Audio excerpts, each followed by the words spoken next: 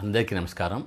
అజరామర భారతదేశానికి అద్భుతమైనటువంటి కీర్తి ప్రతిష్ఠ తెచ్చినటువంటి ఎంతోమంది విప్లవమూర్తులు ఉన్నారు. వారిలో పండిట్ శ్యామ్జీ కృష్ణవర్మ పేరు చాలామంది విని ఉండకపోవచ్చు. విన్నప్పటికీ కూడా వీరి గురించి పూర్తి వివరాలు తెలుసుకుని ఉండకపోవచ్చు. అటువంటి గొప్ప వ్యక్తిని ఈ రోజున మీ అందరికీ కూడా పరిచయం చేస్తున్నాను. పండిట్ శ్యామ్జీ కృష్ణవర్మ పేరు విని వీరు పండిట్ అనుకుంటే తప్పులో కాలేసినట్టే.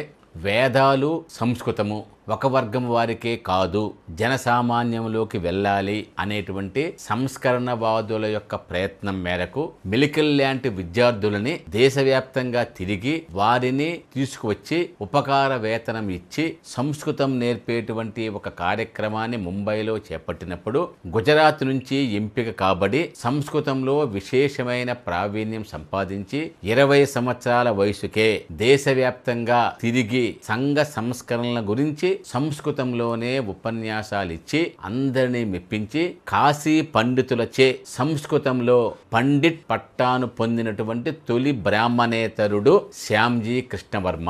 వీరు 1857లో గుజరాత్ రాష్ట్రంలోని మాండ్వి ప్రాంతంలో పుట్టి ముంబైలో సంస్కృతం నేర్చుకుని ఆ తరువాత లండన్ వెళ్లి గ్రీకు లాటిన్ భాషలతో పాటు ఆక్స్ఫర్డ్ యూనివర్సిటీలో లా డిగ్రీని కూడా తీసుకొచ్చి ఆ తర్వాత ఇండియాలో రట్లాం, ఉదయపూర్, జునాగఢ్ సంస్థానాల్లో దివాన్గా పనిచేసి అద్భుతమైన కీర్తి ప్రతిష్టలు, అత్యధికంగా ధనాన్ని సంపాదించి అజ్మీర్లో 3 నూలు మిల్లులను కొని ఆ క్రమంలోనే భారతదేశంలోని స్వాతంత్ర్య వీరుల ఉద్యమాన్ని దగ్గరుండి పరిశీలించి ఉద్యమ నాయకులందరితోనూ కూడా మంచి సత్సంబంధాలు ఏర్పాటు చేసుకుని జాతీయతా స్ఫూర్తిని పొందినటువంటి మేధా సంపన్నుడు శ్యామ్జీ కృష్ణవర్మ. ఆ స్ఫూర్తితో 1897లో అంటే 40 సంవత్సరాల వయసులో భార్యతో కలిసి లండన్ వెళ్ళి దాన్నే కార్యక్షేత్రం చేసుకున్నారు. అంటే భారతదేశంలో ఉండేటువంటి స్వాతంత్ర్యోద్యమ విప్లవకారులందరూ కూడా భారతదేశం నుంచే పోరాటం చేస్తుంటే వీరు శత్రు దేశంలోనే అంటే లండన్లోనే ఉండి శత్రువులకు వ్యతిరేకంగా ఉద్యమాన్ని నడిపినటువంటి ధీరోదాత్తుడు కృష్ణవర్మ. వీరు లండన్లోనే ప్రాక్టీస్ చేస్తున్నారు. లండన్లోనే వచ్చే డబ్బులు మొత్తాన్ని కూడా ఈ ఉద్యమాన్ని ఖర్చు పెట్టారు. ముఖ్యంగా 1905లో సొంత డబ్బులతో లండన్ నగరంలో ఇండియా హౌస్ 2 అంతస్తుల భవనాన్ని కొన్నారు. కొని భారతీయ విద్యార్థులకి వసతి గృహంగాను 5 విద్యార్థులను 10 సంవత్సరము తన యొక్క సొంత డబ్బులతో ఉపకార వేతనం ఇచ్చి జాతీయతా భావాల స్ఫూర్తి కొరకు వ్యాప్తి కొరకు నిరంతరం కృషి చేశారు. మీ అందరికీ తెలుసు, అనేక మంది విప్లవకారులు వీర సావర్కర్, మదన్ లాల్ డేంగరా, లాలా హర్దయాల్, మేడం కామా ఎంతో మంది మహనీయులందరికీ కూడా కార్యస్థానం ఈ యొక్క ఇండియా హౌసే. తరువాత విదేశాల్లో ఉండేటువంటి అందరూ విప్లవకారుల్ని ఒకతాటిపైకే తీసుకురావటం, భారతదేశ ఉద్యమానికి మద్దతును కూడగట్టడం, ఆంగ్లేయులు చేస్తున్నటువంటి అకృత్యాలను ప్రపంచానికి తెలియజేయటం. ఈ ప్రాతిపదిక మీద 1905లో ది ఇండియన్ సోషియాలజీ అనేటువంటి ఒక పత్రిక స్థాపించి 1930 వరకు నడిపారు. ఈ పత్రికను కూడా లండన్ నుంచే బ్రిటిష్ వారికి వ్యతిరేకంగా నడిపినటువంటి ఘన చరిత్ర వీరిది.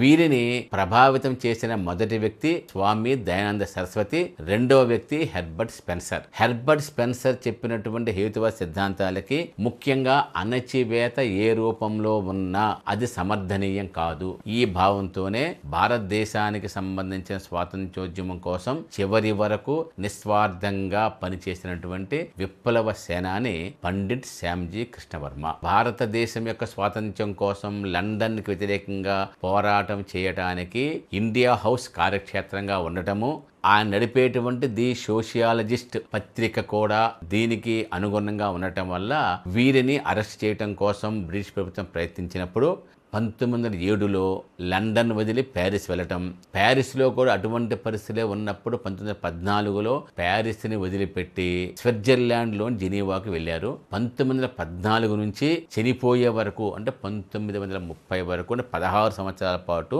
స్విట్జర్లాండ్లోని జెనీవాలోనే జీవించారు. అక్కడి నుంచే భారతదేశంలోని అందరి విప్లవకారులకు సంబంధించినటువంటి అన్ని కార్యకలాపాలన్నింటినీ కూడా అనుసంధానం చేశారు.